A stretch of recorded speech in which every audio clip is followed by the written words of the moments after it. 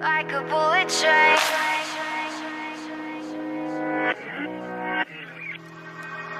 Moving like the speed of sound. Feet can't keep on the ground. Hey guys, this is GNO and I'm Claudia Lopez. Today I'm going to be interviewing filmmaker, director, and writer Alexander Lex King on her brand new film, 7. Stay tuned. Hi, I'm Claudia Lopez. Welcome to the return of Girls Night Out. After a long break, GNO is back and better than ever. We're going to have travel, adventures, and more fun. So watch us online and on various channels.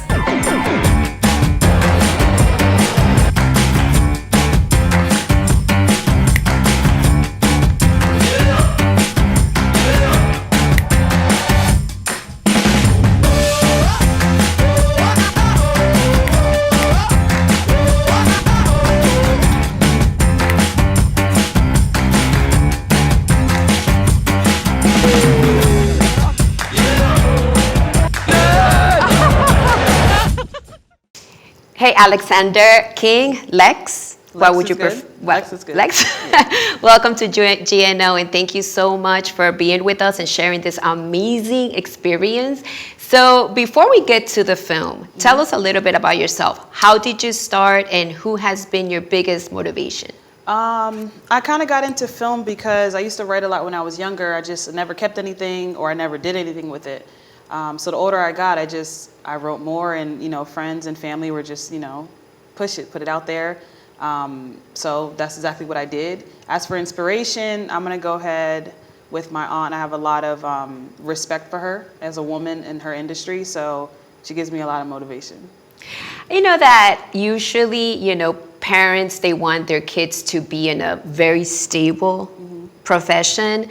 Has your family been supportive in doing something as big as directing that has, that is non-traditional for a woman's profession, so to say? Absolutely. They've been more than supportive. They're very much proud of me, and that's been, since I was younger, whether it was with the sports, whether, the fact that I went to college, they were always like super proud, and they kind of just let me be free, let me be me. And when I share, they're there with open arms, so. It's very admirable to see a woman in a tough industry. And let's be honest, there's a lot of people who see filmmaking and directing as a man's field. What has been your biggest obstacle? My biggest obstacle has nothing to do with gender. Okay. It's really coming down to being an independent filmmaker and getting that budget. For me, everything is self-funded and it's crowd-funded. I didn't go to, I'm a self-taught filmmaker. I didn't go to school for it. This is everything that I just studied myself and turned it into a reality. So for me, the toughest part, like I said, has nothing to do with gender, but all to do with the budget. So you're first generation in the industry? Absolutely. You woke up one day and said, I want to be a filmmaker. I woke up and I said, I'm going to do this. I wrote, I have a web series called Aquarius. Okay. Aquarius, the show. And I had a conversation with a friend, and then that night they were just like, man, just go write some stuff. And I wrote the entire season in a night. I mean, I made edits over time, but I don't know where it came from. The energy was just like, get that on paper. So that's what I did. So how do you go about into getting sponsorship, or if anybody wants to sponsor, any of your shows or your films? I mean, how would one contact you, or how would you go about to reaching out and saying, hey, this is what I do. I'm very talented. And by the way, I've seen her films. She is. How does one go about to sponsoring you? Just reach out to me. I'm not afraid to reach out to anybody and show them my work. And the old work, the new work, to me, it's like you can see my growth in such a short time. I've only been in the industry for like a year, and I see my own stuff, and I'm like, damn, I'm getting better. Okay, that's good. I've always wanted to ask a writer, filmmaker, director this question. Never had the opportunity though, and it's crazy because I've interviewed a lot of people with this same profession, but this is actually my own curiosity. Your characters, are they strictly fictional, or do you meet somebody that has made such an impact in your life that you create a character based on that person? I'm going to say they're not specific people. but there are definitely conversations of my experiences, and whether they're in places that I've been in that moment of my life, or there's conversations that I've pushed within myself, my friends, family. You know, I like to go there. I like to talk about things. I like, you know, things get awkward and I'm like asking all the questions. So yeah, like Queerious is definitely a representation of a lot of the spaces that I traveled through to get to where I'm at today. Well, what about the actual stories? I mean, I asked you about the characters. What about the actual stories? You know, like if, for instance, something that happened to a friend of yours, a loved one, or yourself, do you put it on your stories? Or do you actually have this imagination that you make up everything that goes on in the films? Yeah, it's imagination. I just kind of think of, you know, what I want to talk about and what point I want to get across and how I can portray that in a beautiful way. I don't want to discredit my community or discredit the work that we're doing. So everything I do is definitely with intention, and that's what I love about, you know, my work, is that it's intentional. You did mention Queerious TV for our viewers out there. Can you share with us a little bit of how that was born, who created it, and what is Queerious TV and why the name? Queerious TV is my baby. So Queerious TV, basically I wanted to better represent queer people of color in the community on film. And sometimes I feel that there can be a misjudgment of who we actually are. And I sometimes see films, you know, with, let's say, a masculine presenting woman, and I'm like, that's not me. That doesn't relate to me. So I wanted to create something that relates to a little bit more people. And, you know, my DMs and emails have been like, wow, thank you for representing us. And, you know, that's the biggest thing for me. I came about creating it, like I said, I had a conversation with a friend, you know, just to do something, and I came up with the name Queerious is more of like being curious of who you are, and you just happen to be queer. My content isn't only for the queer. My content is very, very open, and it's real life experiences. If you just take the gender away, it's the same stories. All right, so now explain it to us then. Explain which one? So the part where you said, okay, so when you see a woman who is in touch with her masculine energy, you know, people have a misconcept of that. Yeah. So can you explain to our viewers, you know, for people who are not familiar with it but are interested or curious, what would you tell a person who sees a woman, you know, dressed in a more masculine outfit? What would you tell them for them to understand? Sometimes, I'm not gonna lie, sometimes I feel like it's not my responsibility to have to explain those things. And the reason I say that is because, like, I'm me. Okay. I'm me. I don't walk around and have to say, you know, I'm a masculine woman, I'm a feminine woman. It's like, I'm a woman and I take in all that comes with.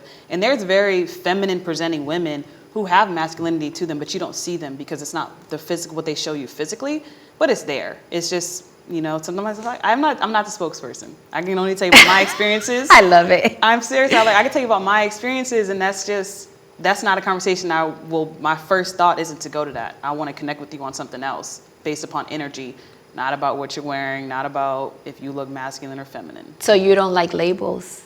Labels are not for me. I understand that that's how people can understand things. Yeah. So I get it. So if someone labels me, it doesn't do anything to me. I'm me, you know, and I'm going to show up me every single time. I like that. I'm me.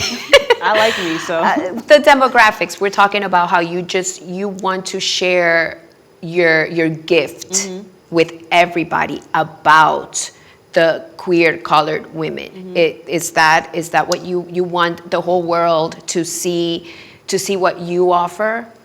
Or do you want to stay with one demographic? I want them to see what I offer as a person, as a human, as a soul, as a vibration. It has nothing to do with my sexual orientation, has nothing to do with my gender, and it has all to do with if you're resonating with my work, then that's it. It's not gender-based. Okay, would you ever consider in doing directing, filmmaking, or writing stories that isn't necessarily about queer women of color? Absolutely. If you actually look at my work and take out the gender, our conversations are based on reality. It's based on things that actually happen. It's based on thoughts that people sometimes don't want to talk about. It's not based on whether it's a woman, whether it's a man, a trans person. It doesn't matter. It doesn't matter. Just take out the gender and it's the story. You know, how does that story make you feel? Does it make you think afterwards? Does it make you say, what would I do? If you can watch a film after, you know, something that I put out and you can literally ask yourself like, wow, what would I do? That's to me a success. That's good. I absolutely love that answer, by the way. So what do you see yourself in the future? And before I move forward, you and I were talking about this backstage, that I don't believe in giving somebody a timeline. Like, what do you see yourself in 5 years or in 3 years? Because it gives you, I don't know, it just puts too much pressure. But as a gifted soul, and you want to share your gift with everyone in the future, it doesn't matter if it's in 1 year, 5 years, 10 years from now. Where do you see yourself? I see myself being very happy and very successful. I see a lot of my stories being told, and I'm at the head of the table. You know, right now I'll take a seat at the table, but I want the head. What do you prefer? Writing, filmmaking, directing? Writing is like, I can get lost in my work and I love it. I love it. And directing, because I'm such a visual person, it does something else to me. It's like two separate things for me. Like writing and directing are two different worlds. Either one I can get lost in. So if you'll see with 7, I pushed a lot of limits and I pushed a lot of things that how I wanted to portray each and every scene. It's very much intentional and very much how my mind works. Like visually, the colors, everything is pretty much like how I write. Yeah. Do you prefer to write about love, tragedy, action? Can you share a little bit? Just open up your mind and let us in for a few minutes. Okay. What's inside Alexander's mind? I love for sure. But I love all parts of love, not just the stuff that make you feel good. I like the tragedy. I like to find the beauty in tragic. So for me, creating 7, which is a beautiful tragic love story, is very different because you see 2 separate characters and you have compassion for both of them. And you're like, you can be mad at someone, but realistically, you're like, oh, man, by the end of the film, like you're not even thinking of whose side. It's like, wow, what would I do? How would I react? So 7 is your baby, your second baby. Yep. Tell us a little bit about the film. 7 is based on a fear.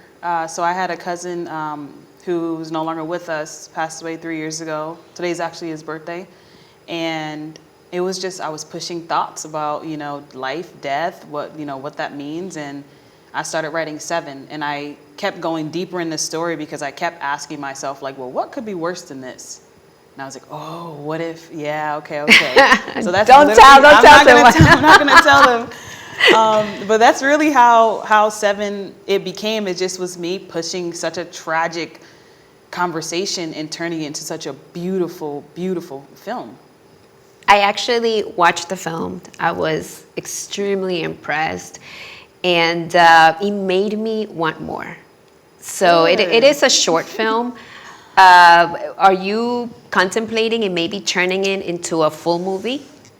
I am happy that you asked that. So because I think there's no limits with 7, I don't want series? Yeah. My goal right now is to kind of shop around and take what was supposed to be a short film and turn it into a series, 7 Skies. So that's going to be what I'm working on. That's what I'm going to try to push out. Okay. Well, I absolutely love this. I want to stay a whole hour with her talking about this amazing project, but of course, we can't do that. For people that want to see your film, how do they go about it? You can it'll be available December 7th, 7 p.m. Eastern time. 777. Very intentional. And it's going to be available on QuariusTV.com. QuariusTV.com. Now, for the viewers and future fans, how are they going to find you on social media? I am on pretty much all platforms at I am Alexander King. at I am Alexander King. Make sure you follow her. Make sure you do. Something about you is familiar.